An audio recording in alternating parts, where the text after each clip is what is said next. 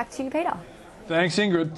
Small and medium-sized businesses are being hit hard in the back pocket by not having a mobile technology strategy. A new survey has found up to $20,000 in revenue is lost each year due to poor management of information on the go. Commissioned by Canon Australia, the survey reveals nearly a quarter of SMEs decision makers spend over half of their working week outside the office, yet only 25% have access to all their company info on their mobile. So, just how damaging can this be to a business? Let's find out with Jeremy Plint, Assistant General Manager with Canon Business Switzer Show.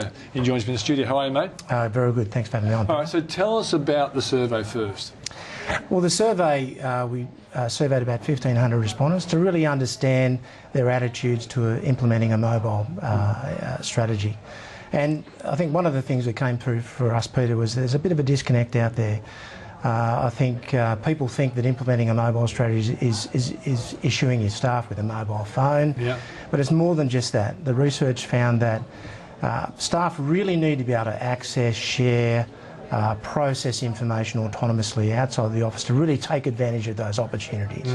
So the best practice firms, do they have actually a written down strategy of what they do with their mobile? Yeah, absolutely. I think it's about allowing the business processes to come through. So I think a lot of companies are grappling with the BYOD, the bring your own device strategy at the moment. But I think you really need the business processes and the security policies underlying those to really take advantage of it. If someone's listening now and they run their own business and they've done exactly what you suggested, they're giving all their key people mobiles and they've got probably laptops as well, well, what's wrong with that? Can't they access the critical data just with those two devices put together? Not necessarily, and a lot of people are doing that, and I think the survey brought that out. Yeah. You would have thought that was the most logical thing to do. So what are they missing out on? That's, I guess, the key question. I think they're missing out on the fundamental requirements.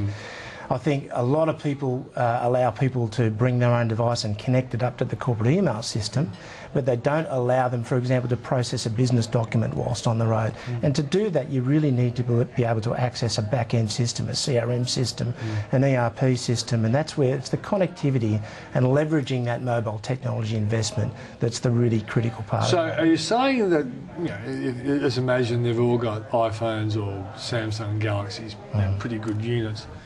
The boss, in a sense, is not you're using that tool as well as he or she could.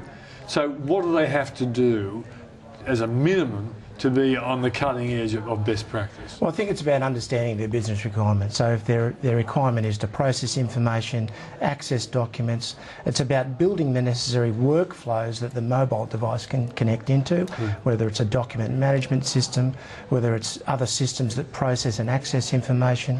That's the critical part. It's building the workflows and it's understanding the requirement. One of the key requirements that we're seeing our customers is not necessarily people working outside the office, but people hot desking. We call it activity-based working.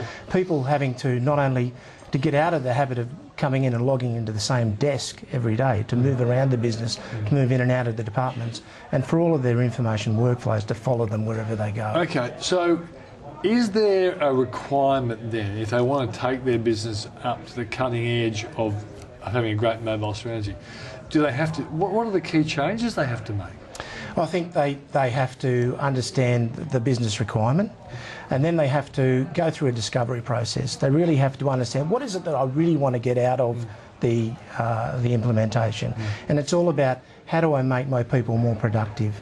How do I make my salespeople, for example, on the road, how can I allow them to take advantage of opportunities? And when the people we responded, or the people that responded to the survey said they were losing opportunities, it was mainly about not being able to respond quick enough, to be able to access information quick enough and get documents into a workflow process quick enough. So it's about, what do I really want to do? What do my people want to be able to do in terms of managing information autonomously? So are you saying that because a certain employer who's on the road can't access certain information, he or she has to go back to the office, then check it out and then come back? So they're losing a hell of a lot of time. They're probably cheesing off their customer because it's a slower solution. Yeah. Okay. So is competitive market out there. So is it an investment in better hardware, or is it an investment in maybe someone coming into the business and saying, this is what you've got here, this is how you use it? Yeah, it's not necessarily about getting new hardware. It's about taking what you've got and leveraging and connecting it to your knowledge-based systems in a better way. It's about a discovery process, getting someone in to come in like Canon to help you through that process. Well, yeah. So Canon historically has been known as a supplier of hardware. Correct. But you're now telling us that you guys are doing more than that, obviously. For many years we've been doing more than that. Obviously, always we haven't been seeing ads on TV to explain that. Yeah. Always a provider of fantastic technology, but we're very much about the technology. We want to take people beyond technology, and Canon as a global company has access to a wide array of solutions, including software solutions that help people manage, process information more efficiently. So do you guys on your website have videos that actually show yes, we do. Good and bad business practice? I would have, as a leading question, if you said no, I would have said, gee, that's a bit stupid. But, video is the best way of teaching people.